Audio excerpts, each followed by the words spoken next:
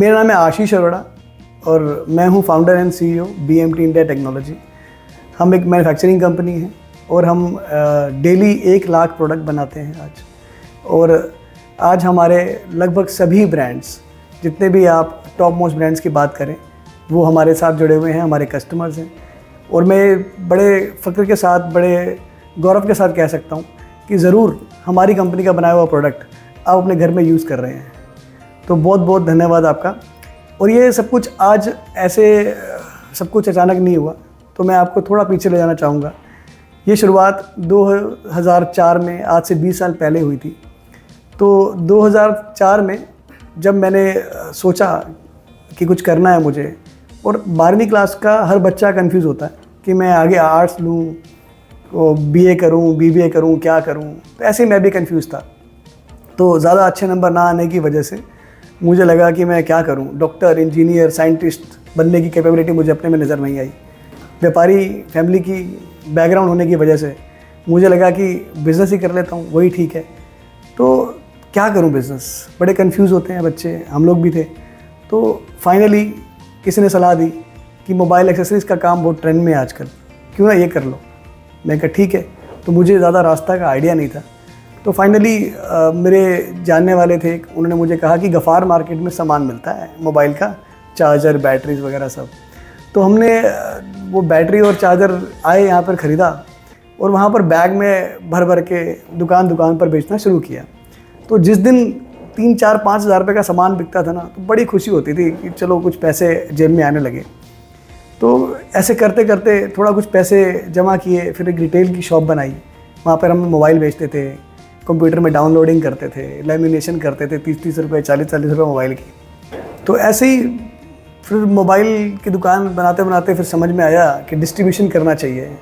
तो मोबाइल का डिस्ट्रीब्यूशन ले लिया, LG मोबाइल का डिस्ट्रीब्यूशन लिया, किसी 1-2 कंपनी का और भी डिस्ट्रीब्यूशन लिया। तो डिस्ट्रीब्यूशन के अंदर भी काफ़ी साल तक काम किया। फिर फाइनली लगने लगा कि अब ये शहर में मज़ा नहीं आ रहा, उपलब्धि पाने के लिए थोड़ा कुछ बड़ा ही करना पड़ेगा। और ये जो शहर है मेरे लिए बहुत छोटा पड़ने लगा। मुझे लगा कि दुनिया जितनी है अगर ना, तो दिल्ली ही जाके पूरी दुनिया दिखाई देती है। तो वहाँ हमने डिसाइड किया, मेरे भाई और मैंने, कि हम 2010 में दिल्ली आ गए। और वो हमारी लाइफ का टर्निंग पॉइंट था। पर दिल्ली के बारे में एक बात कहते हैं, दिल्ली इतनी आसानी से किसी को अपनाती नहीं है। दिल्ली में आके स्ट्रगल करना बहुत ज़रूरी होता है।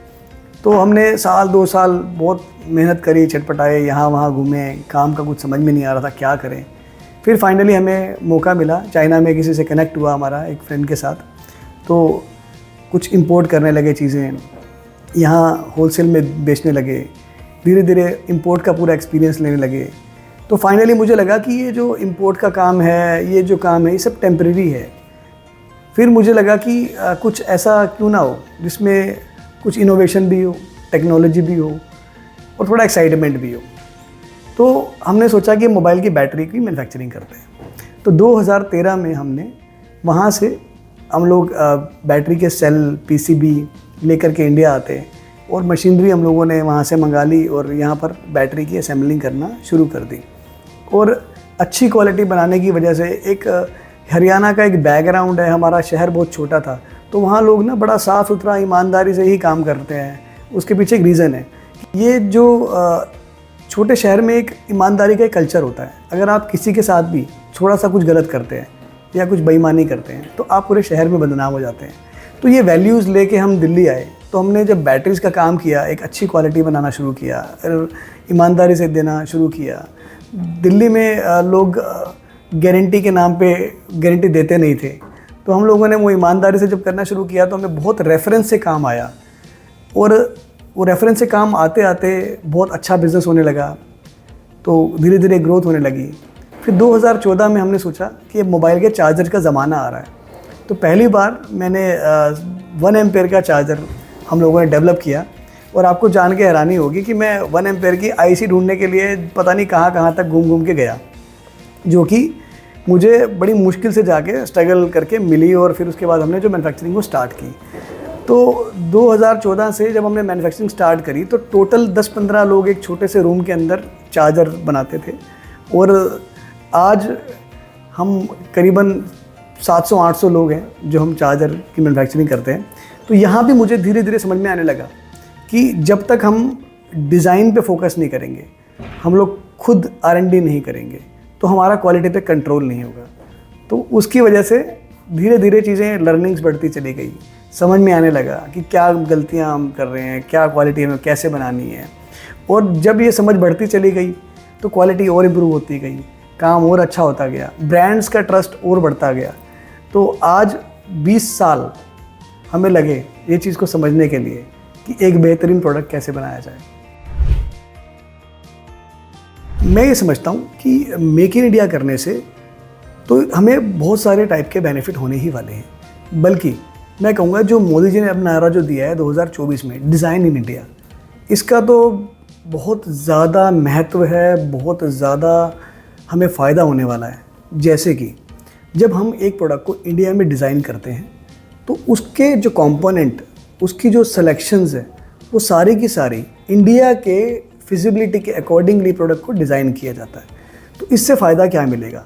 इससे फ़ायदा ये मिलेगा, एक तो जो लोकल मैन्युफैक्चरर जब आपको पार्ट्स देंगे तो इसका मतलब पैसा आपका बाहर जाना ही नहीं है, वो पैसा हमारा इंडिया का इंडिया में ही रहने वाला है। ये तो हो गया फाइनेंशियल पॉइंट ऑफ व्यू। दूसरा, क्वालिटी आपकी जब प्रोडक्ट की सब पार्ट की, छोटे पार्ट्स की इंडिया में बन रही है तो आप अभी जाके चेक कर सकते हो, कोई प्रॉब्लम तो नहीं है। ऐसा हमने बहुत बार फील किया एज अ मैन्युफैक्चरर कि जब हम कोई पार्ट को चाइना से लेके आते हैं, अब हमने वो कोई प्रोडक्ट को 1 या 2 या 5 लाख पीस बनाना है, अब ऑब्वियसली हम उसको 5 लाख पीस को एक साथ इंपोर्ट करेंगे ताकि हम उसको आएगा तो फिर बनाएंगे। अब होता क्या है, कई बार 1 बार 2 बार 4 बार चाइनीज़ लोग प्रोडक्ट अच्छा देते हैं और अचानक से बाद में एक छोटी सी प्रॉब्लम आती है जिसकी वजह से पूरी की पूरी मैन्युफैक्चरिंग लाइन स्टक हो जाती है। तो जब हमने इसको डिज़ाइन इन इंडिया करना स्टार्ट किया तो हमने सप्लाई चेन को देखा इतनी मजबूत हो गई है जिसकी वजह से हमें आज तक कभी ऐसी सिचुएशन फेस नहीं करनी पड़ी। जब तक हम चाइना पे डिपेंडेंट थे तो ये प्रॉब्लम हम रेगुलर फेस करते थे।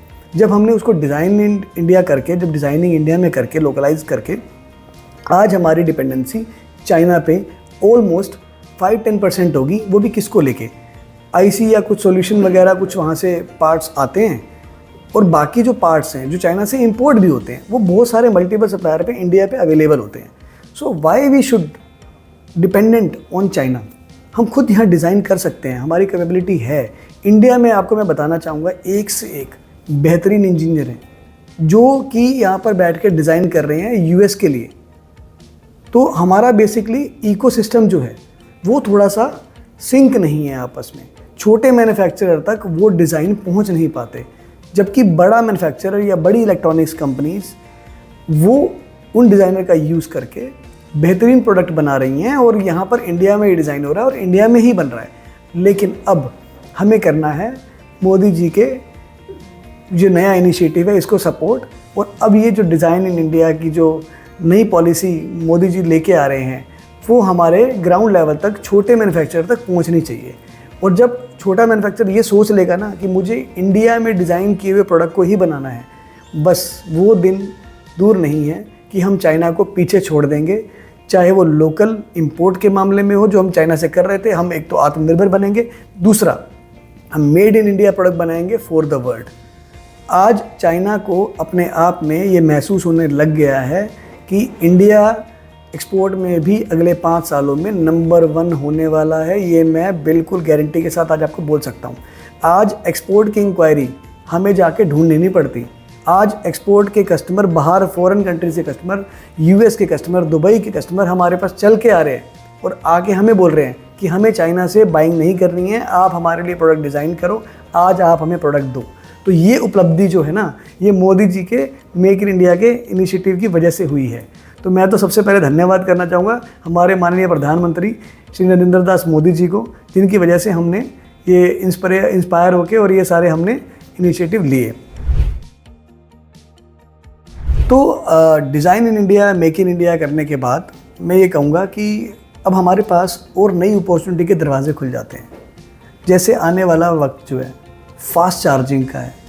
आज कस्टमर के पास बिल्कुल भी टाइम नहीं है, इतनी भागम दौड़ ज़िंदगी है और मोबाइल का एडिक्शन इतना बढ़ गया है कि कस्टमर अपने मोबाइल को अपने से अलग करना ही नहीं चाहता। तो इसके लिए उसको सबसे ज़्यादा ज़रूरत है कि वो 5 मिनट में, 10 मिनट में, 15 मिनट में उसका मोबाइल काफ़ी हद तक चार्ज हो जाए और बस वो फटाफट निकल जाए अपने यहाँ से। तो ये जो फास्ट चार्जिंग टेक्नोलॉजी है, अभी make in India, design in India की वजह से हम खुद यहाँ पर उस पर काम करके उसमें बहुत फास्ट डेवलप कर पा रहे हैं। और ये पूरा कंट्रोल जो है क्वालिटी का भी, डिज़ाइन का भी, ये कम्प्लीटली मेड इन इंडिया ही होने वाला है। तो कहीं ना कहीं इसका टेक्नोलॉजी डेवलपमेंट करने का आज हमारे पास हौसला इसलिए है कि हम लोग यहाँ खुद डिज़ाइन करके खुद बना पा रहे हैं। तो ये आने वाले टाइम में टेक्नोलॉजी की डेवलपमेंट जो है, अब हम 100 वोल्ट तक के चार्जर पर काम कर रहे हैं और लेके भी आ रहे हैं बहुत जल्दी। अब फास्ट चार्जिंग के साथ साथ आने वाला वक्त जो है, धीरे धीरे वायर्स भी ख़त्म होती जा रही हैं। आज कस्टमर कन्वीनियंस ढूंढने लगा है, वो चाहता है कि फ़ोन में मेरे वायर भी ना हो, बिल्कुल हैसल फ्री हो मेरा फ़ोन। तो आने वाले टाइम में वायरलेस टेक्नोलॉजी जो है, चार्जिंग टेक्नोलॉजी बिल्कुल इवॉल्व हो रही है। तो आज तो ऐसे वायरलेस चार्जर और पावर बैंक तो आप अपने आप देख ही सकते हैं आसपास, जो कि हम भी बना रहे हैं, कि आप फ़ोन आपने अपने मोबाइल या पावर बैंक के साथ लगाया या चार्जर के साथ लगाया और फ़ोन आपका चार्ज होना स्टार्ट हो गया। बट इन फ्यूचर ये जो है चार्जिंग आपके रूम में एक वाईफाई मॉडेम की तरह एक डिवाइस लग जाएगा और आपकी पॉकेट में ही फ़ोन रहेगा या आपकी टेबल पे आप कहीं भी फ़ोन को रखेंगे और ये ऑटोमेटिक फ़ोन चार्जिंग लेना स्टार्ट कर देगा। तो चार्जिंग का जो इवॉल्व है वो बहुत ज़्यादा फास्ट और बहुत बेहतरीन तरीके से हो रहा है। तो हम भी इसके ऊपर काम कर रहे हैं। हमारा यूएस कंपनी के साथ बहुत डिस्कशन चल रहा है और इस वायरलेस चार्जिंग टेक्नोलॉजी को डेवलप करने के लिए। सो हम आपको बहुत जल्दी खुशखबरी देंगे कि ये जो वायरलेस चार्जिंग जो है ये इंडिया में हम इंट्रोड्यूस करेंगे। तो ये बेहतरीन मौका है हमारे सबके लिए कि हम चाइना से पहले ही कुछ चीज़ें हम डेवलप करें, जिससे हमारे लिए एक उपलब्धि की बात हो। मैं ये मैसेज देना चाहूँगा हमारी पूरी बिज़नेस कम्युनिटी को कि मैन्युफैक्चरिंग में आए, नए लोग आएँ और इस पूरे इकोसिस्टम को डेवलप करने में सब मिलकर अपना रोल अदा करें। अगर ब्रांड्स हैं तो वो ट्राई करें कि छोटे मैन्युफैक्चरर्स को, बड़े मैन्युफैक्चरर्स को मौका दें। और जो छोटे मैन्युफैक्चरर्स हैं, जो इवॉल्व हो रहे हैं या जो कोई नया बिज़नेस शुरू कर रहे हैं, तो मैं ये कहूँगा कि उनको अपना बिज़नेस एथिकली करना चाहिए। अपना रोल ऐसे अदा करना चाहिए कि कोई भी प्रोडक्ट बनाएं वो ऐसे सोचें कि अपने घर में वो उसको यूज़ कर सकते हैं क्या वो आपके डिवाइस के लिए, क्या वो आपके घर के एनवायरनमेंट के लिए, क्या वो इस एनवायरनमेंट के लिए सूटेबल है क्या आप जो पैसे ले रहे हैं क्या वो वैल्यू फॉर मनी है क्या। तो ये सवाल जो भी इस मैन्युफैक्चरिंग इकोसिस्टम में इंसान जुड़ना चाहता है, एक बार ये सवाल अपने आप से ज़रूर करे कि क्या ये जो प्रोडक्ट या जो वो बनाने वाला है या वो बेचने वाला है, वो कहीं ना कहीं कंज्यूमर के लिए एक ये फील लेके आए कि yes this is made in India, not made in China. तो ये चीज़ के लिए मैं संदेश देना चाहूँगा कि लोग जो आ रहे हैं इंडस्ट्री में, बिल्कुल दिल से, जिगर से, पूरी मेहनत से, ज़ोरों शोरों से मैन्युफैक्चरिंग करें और जो भी उनको मदद की ज़रूरत है तो आपस में खुल के एक दूसरे के साथ बात करें, इन्फॉर्मेशन शेयर करें, ताकि हम लोग अपने देश को कहीं ना कहीं आगे बढ़ाने में अपना साथ निभा पाएँ। और बहुत बहुत धन्यवाद मोबिलिटी का करना चाहूँगा मैं, और इस सभी पूरे मेरे सप्लायर्स, बायर्स, हमारे एक्सपर्ट्स और हमारे ब्रांड्स, कस्टमर जिन्होंने इस पूरी जर्नी में मेरा साथ दिया, बहुत बहुत धन्यवाद। BMT से हूँ, आशीष अरोड़ा, धन्यवाद। For more information visit www.mobilityindia.com